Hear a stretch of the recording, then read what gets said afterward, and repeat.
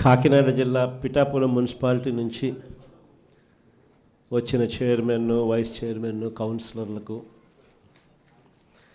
అదేవిధంగా ప్రకాశం జిల్లా మార్కాపురం నుంచి వచ్చిన ఎంపీపీలకు, ఎంపీటీసీలకు, అదేవిధంగా సత్యసాయి జిల్లా కదిరి నియోజకవర్గం గాన్లపేంట నుంచి వచ్చిన ఎంపీటీసీలందరికీ కూడా, అదేవిధంగా చిత్తూరు జిల్లా నుంచి కుప్పం నియోజకవర్గం నుంచి, కుప్పం మున్సిపాలిటీ నుంచి వచ్చిన కౌన్సిలర్లందరికీ కూడా, ఇంకా వేరే కాక ఆయా జిల్లాలకు సంబంధించిన ముఖ్యమైన నేతలు ఎవరెవరైతే వచ్చారో అందరికీ కూడా ముందుగా పేరు పేరున నమస్కారాలు తెలియజేసుకుంటా ఉన్నాను.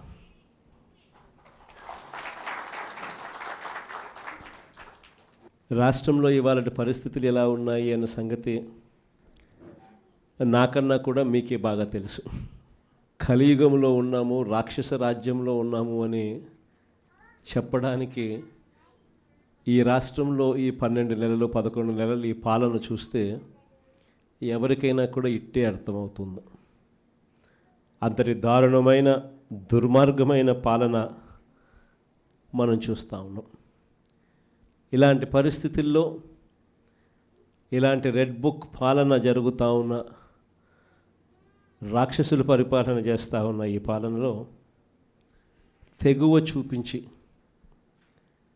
నిబద్ధతతో నిలబడి విలువలకు, విశ్వసనీయతకు పెద్దపీట వేస్తూ, రాజకీయాలంటే అయ్యా చంద్రబాబు నీ మాదిరిగా చేయడం రాజకీయాలు కాదు, ఎంపీటీసీలమైనా కౌన్సిలర్లమైనా మమ్మల్ని చూసి నేర్చుకో, ఇది రాజకీయం అంటే అని చెప్పి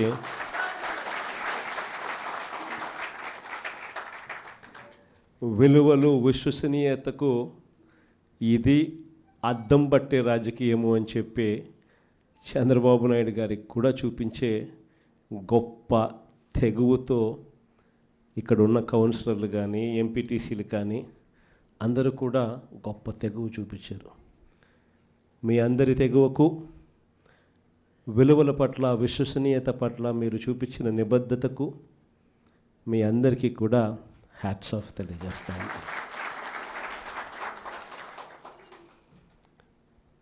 మన రాజకీయాలకు, చంద్రబాబు రాజకీయాలకు మధ్య తేడా ఈ 12 నెలలు ఆయన పాలన చూస్తే చాలా తేడా కనిపిస్తుంది. అసలు రాజకీయాలు అన్నది ఒకవైపున మనల్ని చూసినప్పుడు రాజకీయాలు అటువైపున కనిపిస్తాయి. ఈ 12 నెలలు చంద్రబాబు నాయుడు రాజకీయాలు చూసినప్పుడు రాజకీయాలు ఇటువైపున కనిపిస్తాయి. ఇద్దరి మధ్య తేడా అంత ప్రస్ఫుటంగా కనిపిస్తూ ఉంది. మనమేమో మన రాజకీయ జీవితం అంతా కూడా, మన ప్రస్థానం అంతా కూడా ఎప్పుడూ కూడా ప్రజలు మనకు అధికారం ఇస్తేనే మనం తీసుకున్నాం. దొడ్డిదారిన, వెన్నుపోట్లతోనూ మోసాలు చేసి ఏ రోజు కూడా మనం రాజకీయాలు చేయలేదు.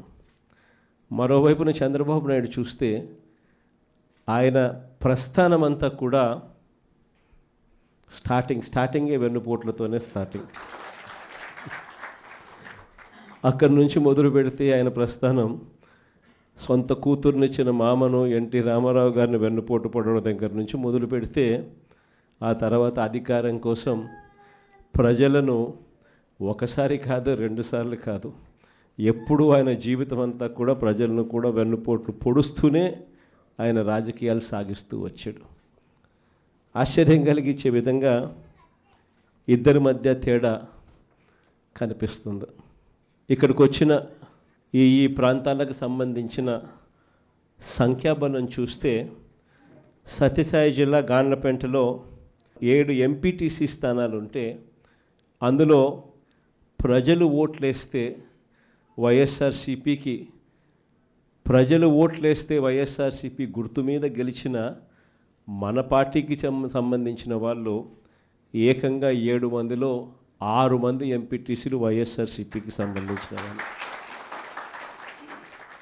తెలుగుదేశం పార్టీకి ఉన్నది కేవలం 1.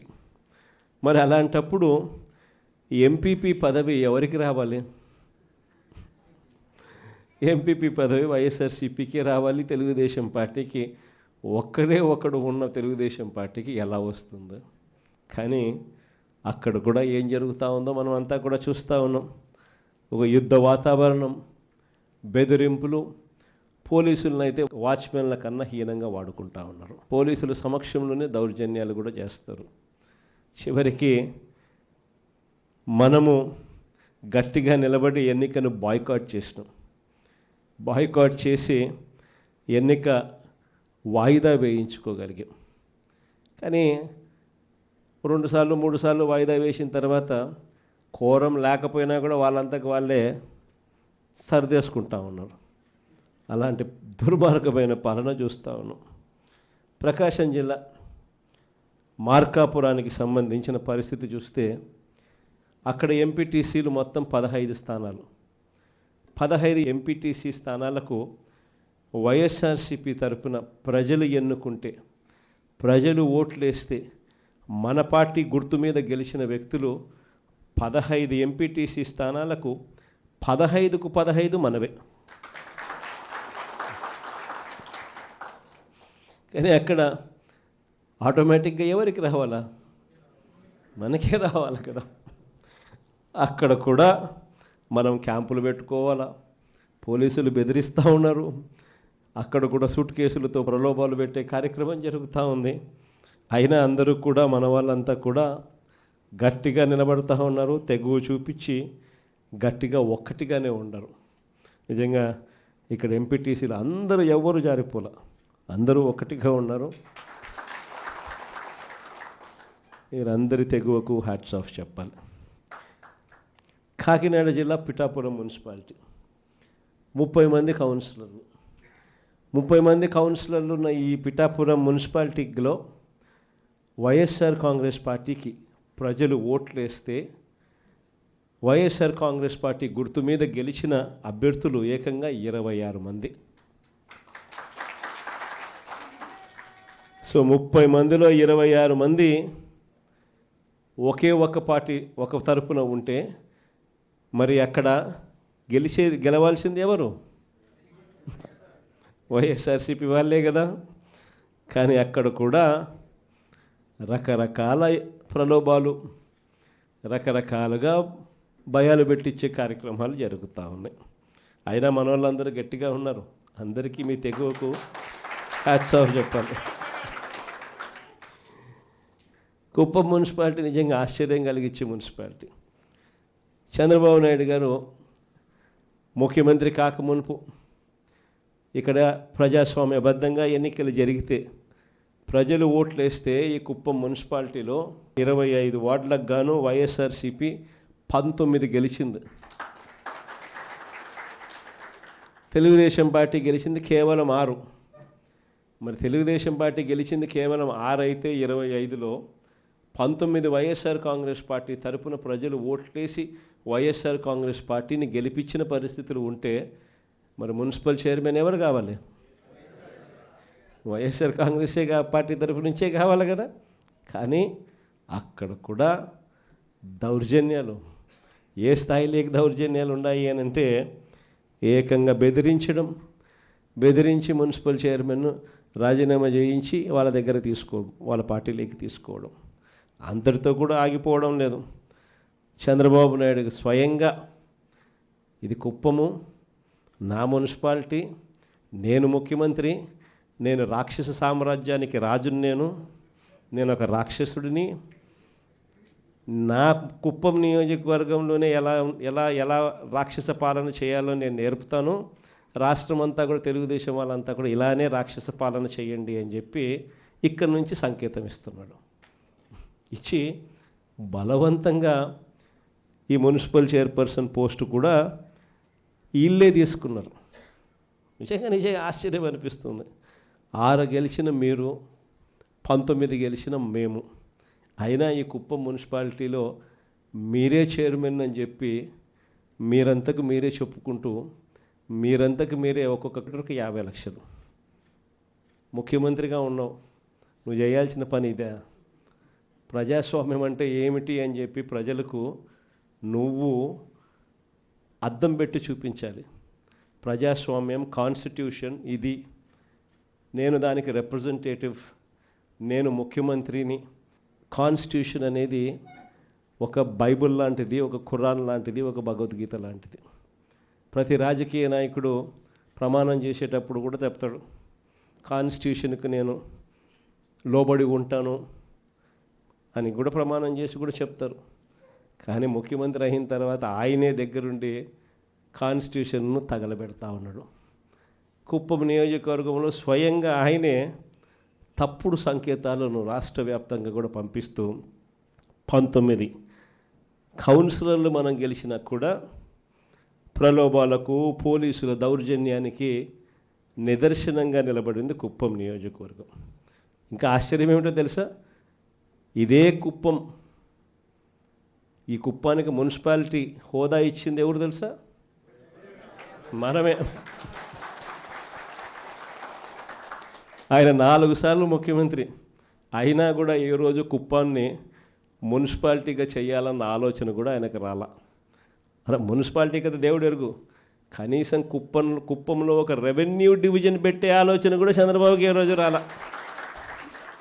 సరే రెవెన్యూ డివిజన్ కదా దేవుడు ఎరుగు, కనీసం కుప్పానికి తాగేదానికి నీళ్లు కూడా ఇచ్చింది ఎవరు అని అంటే అది కూడా మన హయాంలోనే. అలాంటి కుప్పంలో ఇలాంటి చంద్రబాబు నాయుడు రాక్షస పాలన చేస్తున్న నేపథ్యంలో ఈరోజు మనమంతా కూడా తెగువ చూపించి గట్టిగా నిలబడిన ఎంపీటీసీలు, కౌన్సిలర్లకు మీ అందరికీ కూడా అందుకనే హ్యాట్స్ ఆఫ్ చెప్తాను. రాజకీయాలలో గెలుస్తాం, ఓడిపోతాం, అది వేరే విషయం. కానీ ఓడిపోయినా కూడా ప్రజల గుండెల్లో బ్రతికే ఉన్నామా లేదా అన్నది మోస్ట్ ఇంపార్టెంట్ థింగ్. ఈరోజు వైఎస్ఆర్ కాంగ్రెస్ పార్టీ కార్యకర్త గ్రామంలో ఏ ఇంటికైనా పోగలుగుతాడు, కాలర్ ఎగిరేసుకొని పోగలుగుతాడు. మా సమయంలో, మా పాలనలో మేము చెప్పిన ప్రతి మాట మేము నెరవేర్చాము అని చెప్పి గర్వంగా కూడా చెప్పగలుగుతాడు.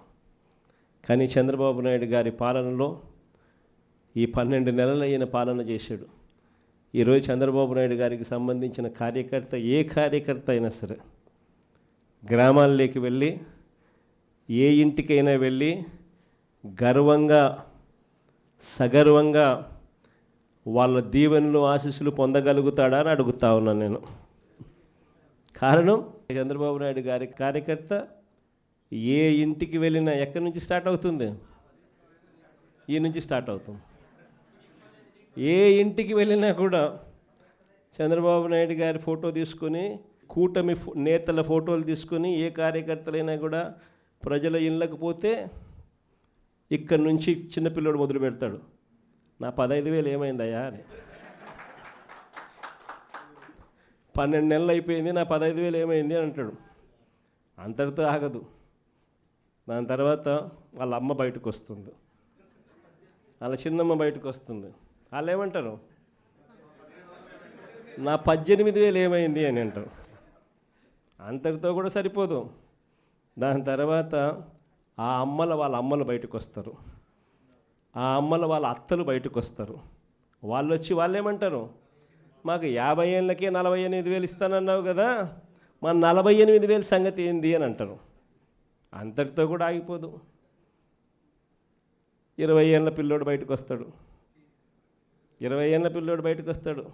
వచ్చి 20 25 ఉన్న పిల్లోడు బయటకు వస్తాడు. వచ్చినప్పుడు ఏమంటారు? నా 36,000 ఏంది, నా నిరుద్యోగ భృతి ఇస్తానన్నా 36,000 పరిస్థితి ఏంది అని అంటాడు. అంతటితో కూడా ఆగిపోదు. ఆ ఇంట్లో నుంచి రైతన్న బయటకు వస్తాడు, వచ్చి నా 26,000 సంగతి ఏంది అని అంటాడు. చంద్రబాబు నాయుడు గారి పాలన చూస్తే సూపర్ 6, సూపర్ 7 గాలికి ఎగిరిపోయాయి. చివరికి ఇంతకుముందు ఎవరు అన్నారు అక్కడి నుంచి ఫ్రీ బస్ అని, చివరికి చిన్న చిన్న హామీలైనా కూడా, చిన్న చిన్న హామీలైన ఉచిత బస్సులు లాంటివి కూడా ఏదో నువ్వు వచ్చావు, నువ్వేదో ఇస్తానన్నావు, ఏదో మా పులివెందుల నుంచి విశాఖపట్నం పోయి అట్లా పోయి విశాఖపట్నం చూసుకొని వద్దామని చెప్పి మేమంతా అనుకున్నాం, ఏమైందయ్యా అని చెప్పి అడే పరిస్థితిలో ఉండాలి. మా కడప నుంచి కూడా విశాఖపట్నం, విజయవాడ నుంచి కూడా అట్లా విశాఖపట్నం పోయి, లేకపోతే మా కర్నూలు నుంచి అమరావతికి పోయి అమరావతి చూసుకొని వద్దాం అనుకున్నాం. పొద్దున పోయి సాయంత్రానికి వద్దాం అనుకున్నాం. ఆ బస్సు కూడా ఏమైంది అని అడిగే పరిస్థితి. సూపర్ 6లు సూపర్ 7లు గాలికి ఎగిరిపోయాయి. గాలికి ఎగిరిపోవడం ఒక ఎత్తు అయితే, అన్నిటికన్నా దారుణమైంది ఏమిటో తెలుసా? చంద్రబాబు నాయుడు గారు రాక మునుపు వరకు ప్రతి ఇంట్లో, ప్రతి మహిళ, ప్రతి రైతన్న, ప్రతి చిన్నపిల్లాడు, ఇంట్లో ఉన్న ప్రతి ఒక్కరూ 4,000 నోట్లోకి ఆనందంగా పోతూ ఉన్నాయి. చంద్రబాబు నాయుడు గారు ముఖ్యమంత్రి అయ్యాడు, అంతే, కంచాన్ని లాగేశాడు. చంద్రబాబు నాయుడు గారు ముఖ్యమంత్రి అయిన తర్వాత మన ప్రభుత్వంలో అమలవుతా ఉన్న అన్ని పథకాలను రద్దు చేసినాడు. రద్దు చేయడం ఒక ఎత్తు, చేసిన తర్వాత ఈయన చేస్తానని చెప్పిన హామీలన్నీ కూడా పూర్తిగా మోసంగా మార్చేసాడు. కానీ ఎన్నికలకు ముందు ఈమె పెద్ద మనిషి ఏమన్నాడు? జగన్ ఇస్తాడనేటివన్నీ కొనసాగుతాయి. కొనసాగించడమే కాకుండా అధికంగా నేను ఇస్తాను అని చెప్పి ఎన్నికలప్పుడు ఈయన మాట్లాడిన మాటలు ఇవన్నీ కూడా ప్రజలకు, ప్రతి ఇంట్లో కూడా చంద్రబాబు నాయుడు ఇచ్చిన మేనిఫెస్టోని పెట్టుకొని ఉండరు. చంద్రబాబు నాయుడు ఇచ్చిన బాండ్లు కూడా ప్రతి ఇంట్లో కూడా పెట్టుకొని ఉండరు. ఎవడైనా తెలుగుదేశం కార్యకర్త కనిపిస్తే ఇంటికి వచ్చి ఏమైనా అడిగితే అడగాలని అందరూ సిద్ధంగా ఉండరు. కాబట్టి ఏ తెలుగుదేశం కార్యకర్త కూడా ప్రజల దగ్గరికి వెళ్ళి వాళ్ళ ఆశీస్సులు ఇవ్వమని చెప్పి కోరే పరిస్థితి ఒక్కడికి కూడా లేదు. ఇది తెలుగుదేశం పార్టీ పరిస్థితి. మరోవైపున గ్రామాలలో చూస్తే అన్యాయమైన పరిస్థితులు కనిపిస్తాయి. స్కూళ్ళు పూర్తిగా కూడా నాడు నేడు కార్యక్రమాలు ఆగిపోయాయి. స్కూళ్ళల్లో గోరుముద్ద అనే పథకం నాణ్యత లేకుండా తయారైపోయింది. స్కూళ్ళల్లో ఇంగ్లీష్ మీడియం పక్కకెళ్ళిపోయింది. 3వ తరగతి నుంచే టోఫుల్ క్లాసులు పెట్టి, పీరియడ్గా పెట్టి చదువులు నేర్పించే పరిస్థితిని ఆ టోఫుల్ పీరియడే తీసేసినారు. నాడు నేడు ఆగిపోయింది. 8వ తరగతికి వచ్చేసరికి ప్రతి పిల్లాడి చేతికి ట్యాబులు ఇచ్చి చదువులు చెప్పిస్తూ ఉన్న మన హయాంలో ఉన్న చదువులు పూర్తిగా అటకెక్కిచ్చేశారు. ఈరోజు గవర్నమెంట్ బడికి పోవాలి అని అంటే మన హయాంలో నో వేకెన్సీ బోర్డులో ఉన్న గవర్నమెంట్ స్కూళ్ళు చంద్రబాబు నాయుడు గారి హయాంలోకి వచ్చేసరికి ఈరోజు గవర్నమెంట్ బడా వద్దబ్బా అనే పరిస్థితిలోకి ప్రజలు వెళ్ళిపోయే పరిస్థితి కనిపించారు. అంతకన్నా దారుణం ఏమిటంటే, ఆ ఇంజనీరింగ్ డిగ్రీలు చదువుతూ ఉన్న పిల్లలు, ఆ పిల్లలకు ఫీజు రీయింబర్స్మెంట్ ఇవ్వాలి. వాళ్ళందరూ కూడా పేదరికం నుంచి బయటికి పడాలా అని అంటే వాళ్ళకు ఇవ్వాల్సింది విద్య. ప్రతి ఒక్కడు, ప్రతి కుటుంబం నుంచి ఒకడు ఇంజనీరో, ఒక డాక్టరో, ఒక పెద్ద చదువులు చదవగలిగితే ఆ కుటుంబం ఏ రోజుకైనా పేదరికం నుంచి బయటకు వస్తుంది. అలాంటి గొప్ప పరిస్థితులు రావాలి అని చెప్పి విద్యా దీవెన, వసతి దీవెన అని చెప్పి మన ప్రభుత్వ హయాంలో పూర్తి ఫీజులు కట్టిస్తూ, మరోవైపున బోర్డింగ్ లాడ్జింగ్ ఖర్చుల కోసం కూడా వసతి దీవెన పేరుతో వారి చేతుల్లో డబ్బులు పెడుతూ, ప్రతి 3 నెలలు అయిపోయిన వెంటనే, ప్రతి క్వార్టర్ అయిపోయిన వెంటనే వాళ్లకు, ఆ తల్లులకు, ఆ పిల్లలకు వాళ్ళ చేతుల్లో విద్యా దీవెన, వసతి దీవెన డబ్బులు పెడుతూ గొప్పగా చదివించే కార్యక్రమం మనం చేస్తే, ఈరోజు పరిస్థితి ఏంటంటే ఆ పిల్లలందరూ కూడా ఫీజులు కట్టలేక చదువులు మానేస్తూ ఉన్న పరిస్థితులు.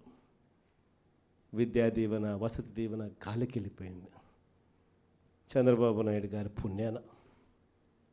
మరోవైపున చూస్తే ఆరోగ్యశ్రీ పరిస్థితి, ప్రతి పేదవాడు కూడా గొప్పగా తలెత్తుకొని ఏ కార్పొరేట్ హాస్పిటల్కైనా పోయి ఉచితంగా 25 లక్షల దాకా ఉచితంగా వైద్యం చేయించుకొని చిరునవ్వుతో ఇంటికి వచ్చేటప్పుడు డాక్టర్లు రెస్ట్ తీసుకోమని చెబితే, ఆరోగ్య ఆసరా కింద నెల రోజులు రెస్ట్ తీసుకోమంటే 5,000 రూపాయలు వాళ్ళ బ్యాంక్ అకౌంట్లో వేసి మరీ 2 నెలలు రెస్ట్ తీసుకోవాలంటే 10,000 రూపాయలు వాళ్ళ బ్యాంక్ అకౌంట్లో వేసి మరీ చిరునవ్వుతో ఇంటికి పంపించే పరిస్థితి నుంచి ఈరోజు ఆరోగ్యశ్రీ నాశనం అయిపోయింది.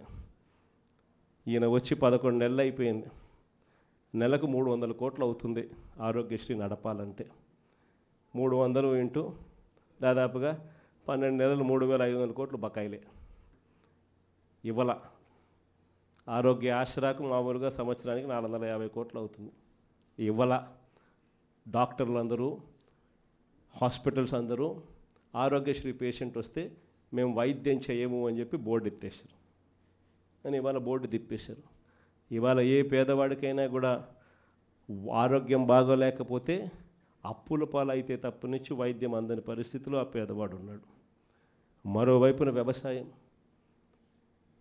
మన ప్రభుత్వం ఉన్నప్పుడు పెట్టుబడికి సహాయం కింద, రైతు భరోసా కింద రైతన్నకు పెట్టుబడికి సహాయం ఇస్తూ ఆర్బీకేను వాళ్ళ గ్రామంలోనే పెట్టి దళారీ వ్యవస్థ లేకుండా పంటలు సైతం మనమే కొనుగోలు చేసే ఒక గొప్ప కార్యక్రమం మన హయాంలో జరిగితే, ఈరోజు చంద్రబాబు హయాంలో రైతుకు పెట్టుబడి సహాయంగా ఇచ్చే కార్యక్రమం గాలికి ఎగిరిపోయింది. ఆయన ఇస్తానన్నది మోసంగా మిగిలిపోయింది. మన హయాంలో రైతులకు ఉచిత పంటల బీమా అందే కార్యక్రమం మన హయాంలో ఉంటే, ఈరోజు రైతన్నలకు ఇన్సూరెన్స్ కట్టుకునే పరిస్థితి కూడా లేకుండా రైతన్నకు తయారు చేశాడు. ఆర్బీకేలు నీరు గారిపోయాయి. ఈ క్రాపింగ్ అనేది కనపడకుండా పోయింది. మొత్తానికి రైతన్న పంట పండిస్తే రైతన్న పరిస్థితి ఈరోజు ఎలా ఉంది అని అంటే, రైతన్నకు ఏ పంటకు కూడా ఈరోజు గిట్టుబాటు ధర లేని పరిస్థితిలో ఈరోజు రైతన్న ఉన్నాడు. ఒక్క పంటకు కూడా ధాన్యం కానీ, మిర్చి కానీ, పత్తి కానీ, కందులు కానీ, పెసలు కానీ, మినుములు కానీ, శనగ కానీ, జొన్న కానీ, చీనీ కానీ, అరటి కానీ, కోకో కానీ, పామాయిల్ కానీ, ఏ పంటకు ఈరోజు గిట్టుబాటు ధరలు లేవు. రైతు ఈరోజు అమ్ముకోవాలంటే దళారీలు పాలైపోయిన పరిస్థితి ఈరోజు రైతు పరిస్థితి. ఇలా ఈరోజు చూస్తే ఇంతటి దారుణమైన పాలన ఒకవైపున జరుగుతూ, మరోవైపున స్కాముల మీద స్కాములు, కరప్షన్ అంటే విచ్చలవిడి కరప్షన్ జరుగుతూ ఉంది. ఈరోజు ఇసుకే మన హయాంలో గవర్నమెంట్కి డబ్బులు వచ్చేటివి సంవత్సరానికి 750 కోట్లు. ఈరోజు గవర్నమెంట్కు ఇసుకలో రూపాయి డబ్బు రావడంలా, కానీ రేట్లు చూస్తే మన హయాంలో కన్నా డబల్ రేట్లకు అమ్ముతున్నారు. ఇసుక మాఫియా, మట్టి మాఫియా, మద్యం, మన హయాంలో మనం మద్యం అమ్మకాలు తగ్గించేదానికోసం మనం చర్యలు తీసుకుంటే, ఆరోగ్యం బాగుపడాలి, ప్రజల ఆరోగ్యం బాగుపడాలి అని మనం చర్యలు తీసుకుంటే, ఈరోజు గ్రామంలో గుడి చివర, వీధి చివర, బడి చివర ఎక్కడ చూసినా బెల్ట్ షాపులే. ప్రతి బెల్ట్ షాప్లోనూ కూడా ఎంఆర్పి కన్నా 20 రూపాయలు 30 రూపాయలు ఎక్కువ రేటుకి అమ్ముతూ ఉన్నారు. ఏమంటే మీ ఊర్లోకి తెచ్చి అమ్ముతున్నాం కదా అంటున్నారు. ఎక్కడ చూసినా మాఫియాలే. ఈరోజు ఏ నియోజకవర్గంలో ఏ పని జరగాలన్నా, మైన్స్ నడపాలన్నా, ఫ్యాక్టరీ నడపాలన్నా, ఎమ్మెల్యేకి రావాలా, ఎమ్మెల్యేని కలవాలా, ఎమ్మెల్యేకి అంతో ఇంతో ఇవ్వాలా, ఎమ్మెల్యే ముఖ్యమంత్రికి అంతో ఇంతో ఇవ్వాలా. పంచుకో, దోచుకో, తినుకో. రాష్ట్రం అంతా ఇదే జరుగుతూ ఉంది. విశాఖపట్నం లాంటి పెద్ద నగరాల్లో ఏం చేస్తూ ఉన్నారు? రూపాయికి ఇడ్లీ వస్తుందో లేదో నాకు తెలియదు, కానీ రూపాయికి చంద్రబాబు నాయుడు గారి హయాంలో తన బినామీలకు మాత్రం 3,000 కోట్ల రూపాయల భూములు మాత్రం ఇస్తారు. రూపాయి పెట్టుబడి పెడితే 3,000 కోట్ల భూములు. ఊరు పేరు లేని ఉర్సా అంట. ఇంకొక కంపెనీ లూలు అంట. లూలులు, లిల్లీలు, ఈ కంపెనీలకు మరో 1,500 నుంచి 2,000 కోట్లు విలువ చేసే భూమి విశాఖపట్నంలో వాళ్ళకు కూడా దారాదత్తం. ఈ మాదిరిగా ఇష్టానుసారంగా లంచాలు తీసుకోవడం, నాకింత నీకింత అని పంచుకునే కార్యక్రమం జరుగుతూ ఉంది. మొట్టమొదటిసారిగా మొబిలైజేషన్ అడ్వాన్స్ అనేది మనం తీసేస్తే, మొబిలైజేషన్ అడ్వాన్స్ ఈయన అదే పనిగా తీసుకొచ్చినాడు. మనం రివర్స్ టెండరింగ్ మనం తెస్తే ఈయన రివర్స్ టెండరింగ్ క్యాన్సిల్ చేసినాడు. మనం జ్యుడిషియల్ ప్రివ్యూని మనం తీసుకొస్తే జ్యుడిషియల్ ప్రివ్యూని ఈయన క్యాన్సిల్ చేసినాడు. చేసి కాంట్రాక్టర్లు రింగ్ ఫామ్ అవుతున్నారు, ఇష్టం వచ్చిన రేట్లను పెంచేస్తున్నారు, పెంచిన రేట్లకు వేస్తున్నారు. వేస్తానే ఈయన మొబిలైజేషన్ అడ్వాన్స్ 10% ఇస్తాడు, 8% వాళ్ళు చంద్రబాబు నాయుడుకి వెనక్కిస్తున్నారు. డబ్బు ఈయన వాళ్ళకి ఇవ్వడం, ఈయన మొబిలైజేషన్ అడ్వాన్స్ కింద 10% వాళ్ళకి ఇస్తే ఈయన 8% తిరిగి వెనక్కిస్తున్నారు ఈయన జోబిలీకి. విడిగా కరప్షన్. మరోవైపున చూస్తే రెడ్ బుక్ రాజ్యాంగం. ఏం చెప్పాల్సిన పనులు. రెడ్ బుక్ రాజ్యాంగం గురించి నాకన్నా మీకే బాగా తెలుసు. ఏ రకంగా పోలీసులను వాచ్మెన్ల కన్నా దారుణంగా వాడుకుంటూ ఏ రకంగా రెడ్ బుక్ రాజ్యాంగం నడిపిస్తూ ఉన్నారు. ఇంతటి దారుణమైన పాలన సాగిస్తూ ఉన్నప్పుడు ఇలాంటి దుర్మార్గం ఎక్కువ రోజు నిలబడదు. ఈరోజు ఒకటే మీ అందరికీ కూడా చెప్తా ఉన్నా, ఇంతకుముందు హయాంలో, మన హయాంలో బహుశా కార్యకర్తలకు నేను అనుకున్న మేరకు నేను చేయలేకపోయి ఉండొచ్చు. ఎందుకంటే నేను వస్తూనే కోవిడ్ వచ్చింది.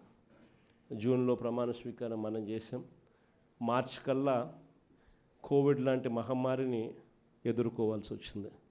ఇంతకుముందు ఎప్పుడూ కూడా ఊహించలేదు, ఇంతకుముందు ఎప్పుడూ కూడా చూడలేదు. రాష్ట్రంలో అయితే నాకు ఊహ తెలిసినంత వరకు నా వయసులోని ఇలాంటి పరిస్థితులు కూడా ఉంటాయి, ఇలాంటి సమస్యలు కూడా రాగలుగుతాయని కూడా బహుశా ఎవరికి కూడా తట్టిండదు.